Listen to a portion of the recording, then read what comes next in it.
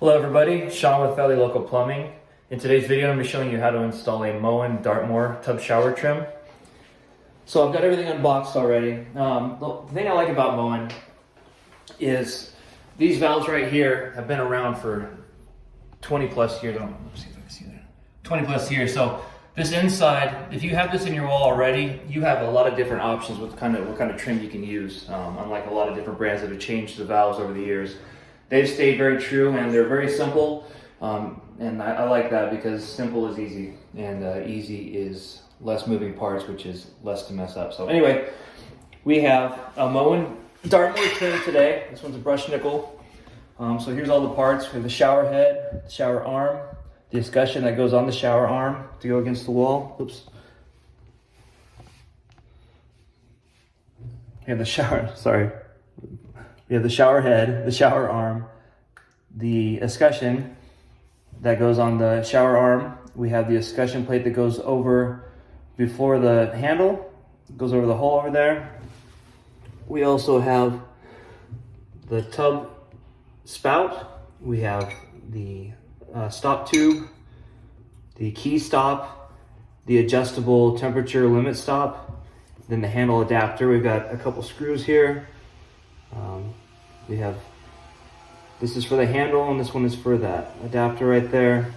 We also have our tools we're going to need today. Some kind of screwdriver, I use my screw gun. Some kind of tubing cutter. I have copper cutters right here. This is I believe it's a 7/64th, and this one is a 5/32nd Allen wrench. These are just mini channel locks, crescent wrench, and some Teflon tape. So let's get started.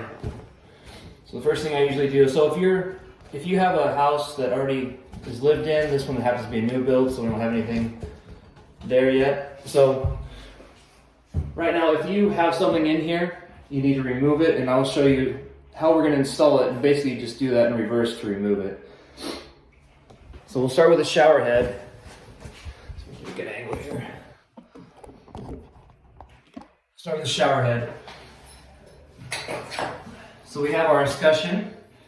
It's going to go over our arm here, and sometimes these fit kind of loose. So what I'll do is I'll take my channel locks and I'll bend these little teeth in there and make it a little tighter. So you slide that over first, the long section. That's the part that's going to go into the wall. The short section is going to come down. We take our Teflon tape. I use Monster Teflon tape. It's a little bit thicker and covers a little bit better. So give it about a good 5 or 6 wraps. If you're using the white, the thinner type, I'd give it about 10 to 12 wraps. Now on here, I like to leave a couple threads out. That way when you go to put that shower head on there, this Teflon tape will sometimes, it'll break apart and get inside that shower head and then obstruct it. So next thing I'm going to do is I'm going to hand tighten this on inside here to get it started.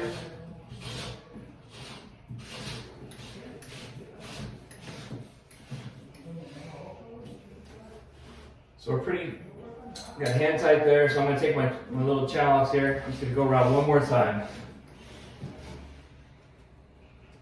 Making sure it's straight. And when you're removing those, you can do the same thing, only in reverse. Stick your channel locks in there and the handle. So we're going to put our shower head on there. Just going to screw right on. Again, keep that hand tight. Take your crescent wrench. And you'll have grooves on here where you can tighten it on. Again, you don't have to be super tight on there, just enough to where it feels tight but not loose. So it has this on Moen, they have the writing here, just kind of setting that up to make sure it looks nice finished product. All right, next thing we're going to do is we already have our valve in. Like I said, our cartridge is already set up. Fit your own home. First thing we're going to do is put the the stop tube in. It's going to go in like so. And we're going to take our escutcheon plate and slide it on. Now the holes are already set up for your valve there. So I can take my screw gun, and this one's kind of pushed back kind of far, so it might be a little tricky to get in there. This comes with practice. I like to take my screw gun and kind of put my fingers right there to hold it in place. So that way I can see when it does that. And it's sometimes tough to get that screw back out. What you can do, if you have one started already, just give it a little bit of push. That way it pulls that whole valve towards the trim. It makes it a little easier for the second one. If that goes in hard at all, like I can feel it pretty well because I'm used to my drill. But if you're using a screwdriver and it's going in hard at all, back it out, try it again. If it's going in hard, it's most likely cross-threading, and you don't want that to happen. Okay, not over tight, just get them nice and firm, that way that doesn't move around. Next thing we have is our key stop. It's this one right here. And that's gonna help hold this adjustable temperature limit stop. And this right here, you can adjust it. So right now it's full, so you can turn on the hot water and it can go all the way to hot. If you have children, or if you have a reason to limit that, you can adjust that to here, so that way it limits the amount of range that it'll go to. So it won't go full all the way, it'll only go to a certain point. That way you won't be able to, say if you have somebody that has a young child and they come in here and rip it on, it won't scold them. So that's what that's for. I usually have it full when we start, unless I've been told to do something different. So next thing we have is the handle adapter. So this, you can see right here, has this little spot right there. That's going to go to the left side of this little divot here, top left. Oh, I should have added before. So in your valve here, to know if it's on or off, I mean, which you probably already know because you've had your water on and off, but it has a little divot on the bottom. So I can get a camera view here. It has a little divot right there on the bottom, and up here on top, it doesn't have it. So if your valve is like this, that means it's on right now. So you want it to be that divot pointed down. So anyway, put these back in. Put this little, I don't know what to call it, put that to the top left. We're going to get our set screw here. Little set screw that comes with it. Take a screw gun or a screwdriver. Make sure it's nice and tight. You don't want any wiggle there. Now we'll take our 7/64 Allen wrench head. I measured that with my tape measure, and it is in fact 7/64. Just take it and put it inside. So inside there, back up here. So right here on that handle adapter, there's a little spot where that screw's going to go in. So you have to put the handle on first. If you see inside here, it needs to, that little part in here needs to slide over that spot, this little divot right here. It's going to slide onto there first. Then you can put your Allen wrench in, and obviously the holes here on the bottom.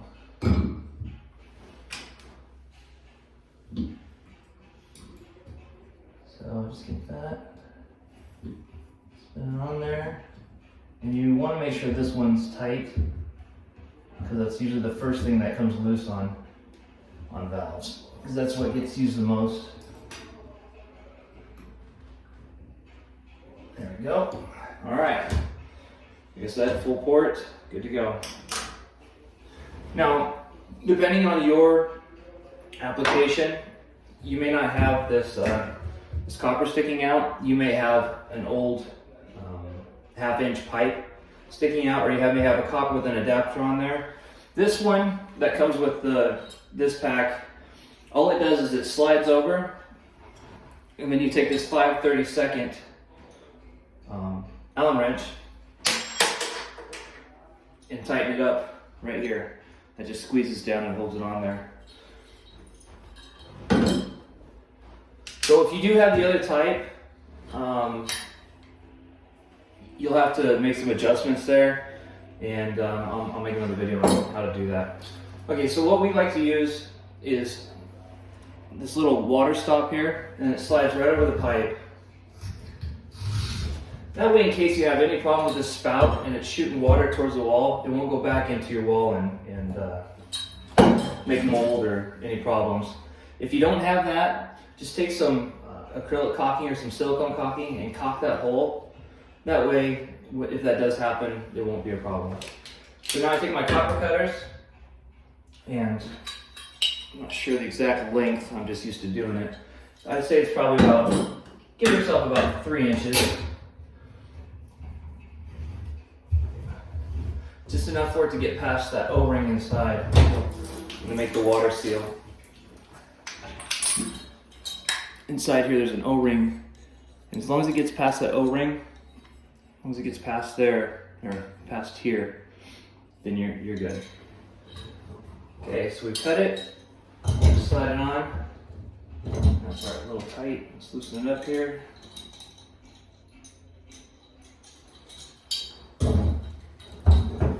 Okay, now I like to take and get this thing almost just snug. We have less turning when I get down there.